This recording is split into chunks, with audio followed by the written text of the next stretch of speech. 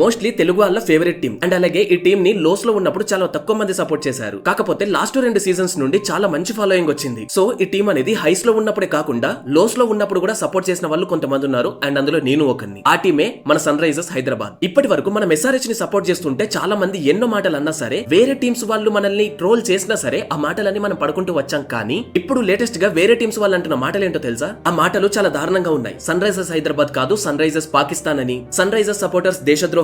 And ఇవే కాకుండా చాలా వరకు సోషల్ మీడియాలో వేరే టీం ఫ్యాన్స్ అందరూ కూడా ఎస్ఆర్హెచ్ ని బైకాట్ చేయాలి అంటూ చాలా పోస్టులు పెడుతున్నారు. అయితే యాజ్ ఎ ఫ్యాన్స్ గా మనం మన హోమ్ టీమ్ ని లోస్ లో ఉన్నప్పుడు సపోర్ట్ చేసాము అండ్ అలాగే హైస్ లో ఉన్నప్పుడు కూడా సపోర్ట్ చేసాం. కానీ మన టీం మేనేజ్మెంట్ చేసిన ఒక్క పని వల్ల మన టీం 277, 287 చేసినప్పుడు ఎలా తలెత్తుకొని తిరిగామో ఇప్పుడు మన టీం మేనేజ్మెంట్ చేసిన ఒక్క పని వల్ల తల దించుకోవాల్సి వస్తుంది. అదే ఒక పాకిస్తానీ స్పిన్నర్ ని, అది కూడా మన ఇండియన్ ఆర్మీని మల్టిపుల్ టైమ్స్ మోక్ చేసిన ఒక స్పిన్నర్ ని, డైరెక్ట్ గా చెప్పాలి అంటే అబ్రార్ అహ్మద్ ని 50 కాదు, 1,00,000 కాదు, దాదాపు 2,34,00,000 పెట్టి మన సన్ రైజర్స్ ఓనర్ అయిన కావ్య మారన్ గారు ఇంగ్లాండ్ లో జరుగుతున్న ది 100 లీగ్ లో సన్ రైజర్స్ లీడ్స్ తరపున ఈ ప్లేయర్ నైతే తీసుకుంది. సో ప్రస్తుతానికి దీని గురించి చాలా డీప్ గా మాట్లాడదాము అండ్ నేను కొన్ని లాజిక్స్ కూడా చెప్తాను. అవి కరెక్టా కాదనేది మీరు చెప్పండి. ఆ తర్వాత మనం ఎస్ఆర్హెచ్ ని సపోర్ట్ చేయాలా లేదా వేరే టీమ్స్ ని అపోజ్ చేయాలా, ఇవన్నీ కూడా తెలుసుకుందాం. సో ఈ వీడియోని అయితే ఏదో డైరెక్ట్ గా చేయట్లేదు, దీనికోసం చాలా రీసెర్చ్ అయితే చేశాము. అండ్ ఇప్పటికీ మన రియాలిటీ రివీల్స్ ఛానల్లో ఓన్లీ ఫ్యాక్ట్స్ గానీ హిస్టరీ గానీ మాత్రమే వచ్చింది. ఐ మీన్ ఆ కంటెంట్ మాత్రమే వచ్చింది. కానీ ఇప్పటి నుండి ఎవ్రీడే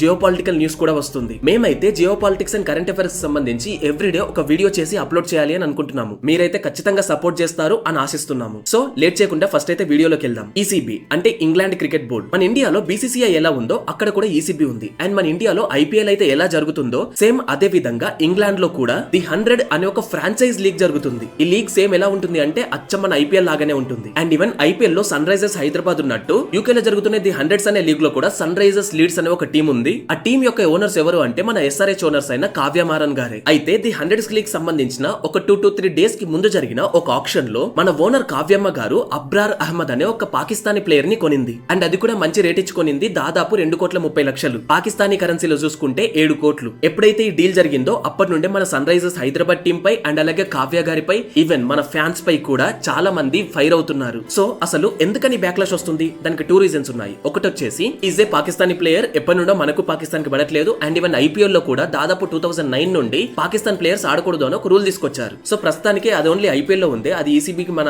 బీసీసీఐకి సంబంధించింది కాదు. కాకపోతే ఎప్పటికైనా సరే మన ఇండియన్స్ ఓన్ చేసే టీమ్ లో ఒక పాకిస్తానీ ప్లేయర్ ఉండకూడదని మన వాళ్ళు అనుకుంటారు. ఇక సెకండ్ రీజన్ వచ్చేసి ఈ అబ్రార్ అహ్మద్ ఎవడైతే ఉన్నాడో వాడు ఇప్పటికే 2 to 3 టైమ్స్ ఇండియన్ ఆర్మీని మోక్ చేశాడు, అంటే ఎగతాళి చేశాడు. ఫెంటాస్టిక్ టీ అనుకుంటూ ఇండియన్ ఆర్మీ గురించి పోస్టులు పెడుతూ ఉంటాడు. సో ఈ ఫెంటాస్టిక్ టీ ఏంటి అంటే పాకిస్తాన్ వాళ్ళు పుల్వామా అటాక్ చేసిన తర్వాత మన ఇండియన్ ఆర్మీ ఒక ఎయిర్ స్ట్రైక్స్ జరిపింది. నాకు పేరు సరిగ్గా గుర్తులేదు, బాల్కట్ ఎయిర్ స్ట్రైక్స్ అనుకుంటా. సో అందులో ఆ ఎయిర్ స్ట్రైక్స్ అప్పుడు అభినందన్ అనే మన ఇండియన్ పారా కమాండర్ పాకిస్తాన్ లో తన జట్టు కూలిపోయింది. అప్పుడు ఆయన అక్కడే ల్యాండ్ అవ్వాల్సి వచ్చింది. అప్పుడు ఆయన పాకిస్తాన్ ఆర్మీకి దొరికారు. అప్పుడు పాకిస్తాన్ ఆర్మీ అభినందన్ కి ఒక టీ ఇచ్చింది. అప్పుడు అభినందన్ గారు ఏమన్నారంటే ద టీ వాస్ ఫెంటాస్టిక్ అని. సో దాన్ని పట్టుకొని ఈ పాకిస్తాన్ కుక్కలు ఇప్పటికి కూడా ఏడుస్తున్నారు. ఆర్మీ పరంగా వాళ్ళు పెద్ద పీకేదేం లేదు. అది జనాలు చేస్తే ఓకే, ఒక ప్లేయర్ కూడా చేయడం అనేది ఎంతవరకు కరెక్ట్? ఇప్పుడు అలాంటి ప్లేయర్ ని మన ఇండియన్ ఫ్రాంచైజ్ ఓనర్ తీసుకోవడం అనేది ఇంకెంత కరెక్ట్? సో ఎవరికైనా సరే, నాకైనా సరే, మీకైనా సరే, వేరే ఫ్రాంచైజ్ ఫ్యాన్స్ కైనా సరే, ఫస్ట్ నేషన్ ఫస్ట్. ఎప్పుడైతే ఈ ప్లేయర్ ని మన కావ్య మారన్ గారు సన్ రైజర్స్ లీడ్స్ కోసం తీసుకున్నారో అప్పటి నుండి వేరే ఫ్రాంచైజ్ ఫ్యాన్స్ గానీ ఈవెన్ సన్ రైజర్స్ ఫ్యాన్స్ కూడా ఈ మూవ్ ఏదైతే ఉందో దానికి అపోజ్ చేస్తున్నారు. అయితే వాళ్ళు చేసేది కరెక్టే, దట్స్ ఓకే. ఇప్పుడు నేను కొన్ని లాజిక్స్ చెప్తాను. వేరే ఏ టీమ్స్ లో పాకిస్తానీ ప్లేయర్స్ ఉన్నారో మరి వాళ్ళని ఎవరు ఎందుకు ఏమీ అనట్లేదు అనేది కూడా చెప్తాను. దాన్ని చూసిన తర్వాత ఒక కంక్లూజన్ కొద్దాము. మినిమం రీసెర్చ్ చేయని చాలా మంది కూడా ఓన్లీ సోషల్ మీడియాలో వచ్చింది నమ్ముతూ ఓన్లీ సన్ రైజర్స్ మాత్రమే ఒక పాకిస్తానీ ప్లేయర్ ని కొనింది అని అనుకుంటున్నారు. కాకపోతే యూఏఈ లో ILT20 అనే ఒక లీగ్ జరుగుతుంది. సేమ్ అక్కడ కూడా ఐపీఎల్ లాగానే. నిజానికి ఇవన్నీ కూడా ఐపీఎల్ ని చూసే వచ్చాయి. అందులో ఎంఐ ఎమిరేట్స్ అనే ఒక టీం ఉంది, అంటే దానికి అక్కడ ఫ్రాంచైజ్ ఉంది. ఈ ఎంఐ ఎమిరేట్స్ ఎవరిది మరి? అది మన ముంబై ఇండియన్స్ వాళ్ళదే. సింపుల్ గా చెప్పాలి అంటే మన అంబానీ వాళ్ళదే. సో అందులో వాళ్ళ స్క్వాడ్ లో ఎండి వసీం అనే ఒక ప్లేయర్ ఆడుతున్నాడు. ఆయన ఇప్పటికి కూడా ఆడుతున్నాడు. ఇతను యూఏఈ సైడ్ క్రికెట్ ఆడినా సరే అతను పుట్టింది పాకిస్తాన్ లో. అండ్ ఈవెన్ దాదాపు 21 ఇయర్స్ వరకు ఆయన పాకిస్తాన్ లోనే పెరిగాడు. 2016 లో యూఏఈకి వచ్చి యూఏఈ యొక్క టీం ని రిప్రజెంట్ చేస్తున్నాడు. సో ఎలా అయితే ఏంటి, పాకిస్తానోడే కదా. సరే అతను యూఏఈని రిప్రజెంట్ చేస్తున్నాడు కాబట్టి అతను వదిలేద్దాము, కాసేపు యూఏఈ సిటిజన్ అనుకుందాం అతను. ఇప్పుడు వేరే ప్లేయర్స్ ఉన్నారు, వాళ్ళని చూద్దాము. ఇకపోతే సిపిఎల్ అంటే కరేబియన్ ప్రీమియర్ లీగ్. సేమ్ ఇది వెస్ట్ ఇండీస్ లో జరుగుతుంది. మనకు ఐపీఎల్ ఎలాగో సేమ్ ఇక్కడ కూడా అది అలాగే. ఈ సిపిఎల్ లో మన ఇండియన్ ఫ్రాంచైజ్ అయిన కేకేఆర్ వాళ్ళకి అక్కడ ఒక టీం ఉంది. ఆ టీం పేరు వచ్చేసి టీకేఆర్ అంటే ట్రినిడాడ్ నైట్ రైడర్స్ అని. సో ఇందులో 2025 స్క్వాడ్ లో కూడా అంటే ఈ టీకేఆర్ స్క్వాడ్ లో ఉస్మాన్ తారిక్ అండ్ మహమ్మద్ అమీర్ వీళ్ళిద్దరు కూడా ఇప్పటికీ పాకిస్తాన్ లో ఆడుతున్న యాక్టివ్ ప్లేయర్స్. అండ్ వీళ్ళిద్దరు కూడా బౌలర్సే. వీళ్ళిద్దరూ టీకేఆర్ టీమ్ లోనే ఉన్నారు. అండ్ ఈ సెలక్షన్స్ ఎప్పుడయ్యాయో తెలుసా? మన పహల్గామ్ అటాక్ అయిన తర్వాత అయ్యాయి. నాకు గుర్తున్న వరకు పహల్గామ్ అటాక్ అనేది ఏప్రిల్ 2025 లో జరిగింది. వీళ్ళ సెలక్షన్ ఎప్పుడు జరిగింది? జూలై 2025 లో జరిగింది. మరి అక్కడ ఆల్రెడీ అటాక్ అయిన తర్వాత యాక్టివ్ గా ఉన్న పాకిస్తాన్ ప్లేయర్స్ ని టీకేఆర్ వాళ్ళు ఎలా కొన్నారు? మరి సన్ రైజర్స్ ఓనర్ చేసిన తప్పు అయితే టీకేఆర్ ఓనర్ చేసిన తప్పు కాదా? అంటే వాళ్ళకొక రూల్ వీళ్ళకొక రూలా? జస్ట్ ఇదే కాదు, సీటెల్ ఒరాక్స్ అనే ఒక టీం ఉంటుంది. అది యుఎస్ లో జరిగే ఐపీఎల్ లాంటి ఫ్రాంచైజెస్. సేమ్ ఆ సీటెల్ ఒరాక్స్ టీం ఎవరిది అంటే మన ఢిల్లీ క్యాపిటల్స్ ఓనర్ ఉన్నారు కదా, ఆయనదే. అండ్ ఈవెన్ ఆయన మన తెలుగు వాళ్ళు. 2024 వరకు కూడా అందులో పాకిస్తానీ ప్లేయర్స్ ఆడారు. సో ఓన్లీ సన్ రైజర్స్ ను మాత్రమే టార్గెట్ చేసి వీళ్ళందరిని ఎందుకు వదిలిపెడుతున్నారు? సన్ రైజర్స్ ఓనర్ చేసింది తప్పే, అలాంటప్పుడు వీళ్ళు చేసింది కూడా తప్పే. ఒకవేళ సన్ రైజర్స్ ని బైకాట్ చేస్తే ఈ టీమ్స్ ను కూడా బైకాట్ చేయాలి. అండ్ ఈవెన్ ఈ విషయము బీసీసీఐ దగ్గర దాకా వెళ్ళింది. అండ్ బీసీసీఐ కూడా అది ఇంగ్లాండ్ కి సంబంధించిన ఫ్రాంచైజ్ కాబట్టి మేము ఏం చేయలేము అని హ్యాండ్స్ ఎత్తేసింది. ఇక్కడ ఇంకొక లాజిక్ ఏంటి అంటే కొంతమంది ఫ్యాన్స్ ప్రకారం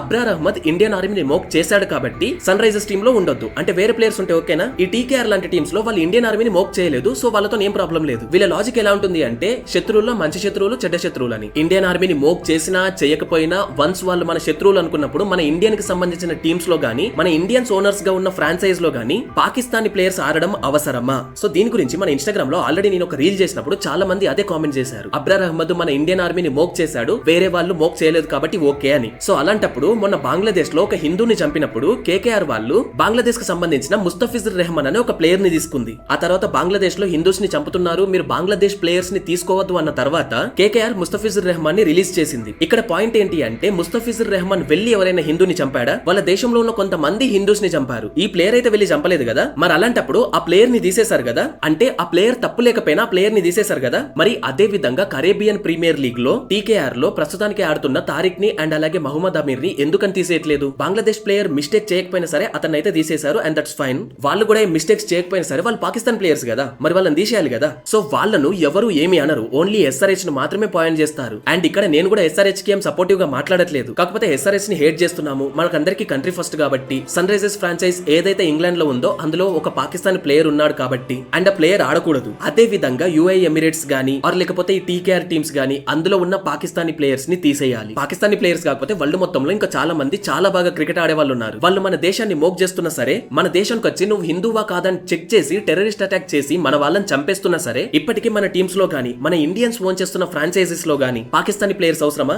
అండ్ మన వాళ్ళకు కూడా ఇలాంటివన్నీ అలవాటు అయిపోయాయండి. ఎందుకంటే ఏషియా కప్ లో ICC India versus Pakistan match పెట్టినప్పుడు పాకిస్తాన్ తో మేము ఆడము అని, పాకిస్తాన్ తో మన టీం ఆడద్దు అని చాలా మంది ఫ్యాన్స్ గొడవ చేశారు అండ్ ఆ మ్యాచ్ ని బైకాట్ చేశారు. అప్పటి వరకు ఓకే, కాకపోతే బైకాట్ ని కంటిన్యూ చేశారా? లేదు. మళ్ళీ T20 వరల్డ్ కప్ వచ్చిన తర్వాత అందరూ మ్యాచ్ చూశారు. అది సో ఇక్కడ నా పాయింట్ ఏంటి అనేది క్లియర్ గా చెప్పాలి అనుకుంటే సన్ రైజర్స్ లీడ్స్ లో అబ్రార్ అహ్మద్ ని తీసేయాలి. టీకేఆర్ లో గానీ ఎంఐ ఎమిరేట్స్ లో గానీ ఆ మిగతా పాకిస్తాన్ ప్లేయర్స్ ని కూడా తీసేయాలి. ఎస్ఆర్హెచ్ ని క్రిటిసైజ్ చేసి ఎస్ఆర్హెచ్ కి బ్లాక్ క్లాష్ ఇస్తే అదే విధంగా మీరు సేమ్ ఎంఐ ని కేకేఆర్ ని కూడా క్వశ్చన్ చేయాలి. ఫ్యాన్స్ పరంగా పక్కన పెడితే అన్ని టీమ్స్ ని ఈక్వల్ గా చూడాలి. అండ్ లాస్ట్ లో ఒక పాయింట్ లో చెప్పాలి అనుకుంటే ఇండియన్ టీమ్స్ గానీ ఇండియన్ ఫ్రాంచైజ్ ఎక్కడైతే వేరే కంట్రీస్ లో ఆపరేట్ చేస్తున్నారో లైక్ సన్ రైజర్స్ లీడ్స్ గానీ ఎంఐ ఎమిరేట్స్ గానీ ఇలాంటి టీమ్స్ అన్ని కూడా ఈ పాకిస్తానీ ప్లేయర్స్ ఎవరైతే ఉన్నారో వాళ్ళ ప్లేస్ లో వేరే వాళ్ళని సెలెక్ట్ చేసుకుంటే better. Because country first. Pahalgam attack గానీ పుల్వామా అటాక్ ని గానీ మర్చిపోకండి. అండ్ శత్రువుల్లో మంచి శత్రువులు చెడ్డ శత్రువులు ఉండరు, వాళ్ళు శత్రువులే అంతే. బైకాట్ గనక చేసేస్తే అందరినీ చేసేయాలి అంతే. ఫర్ ఎగ్జాంపుల్ ఒక 10 మంది టెర్రరిస్టులు వస్తే అందులో ఒక్కడే అటాక్ చేసి మిగతా 9 మంది సైలెంట్ గా ఉంటే ఆ మిగతా 9 మంది టెర్రరిస్టులు కాకుండా ఉంటారా? అండ్ ఆ మిగతా 9 మందిని మీరు మంచోళ్ళు అని అంగీకరిస్తారా? సేమ్ ఇది కూడా అంతే. వాడు ఒక్కడు ఇండియన్ ఆర్మీని మోక్ చేశాడు కాబట్టి అతను ఒక్కనే తీసేయడం కాదు, ఈ టీకేఆర్ లాంటి టీమ్స్ లో ఉన్న పాకిస్తానీ ప్లేయర్స్ ని కూడా తీసేయాలి. సో మీరేమనుకుంటున్నారు? కింద కామెంట్ చేయండి.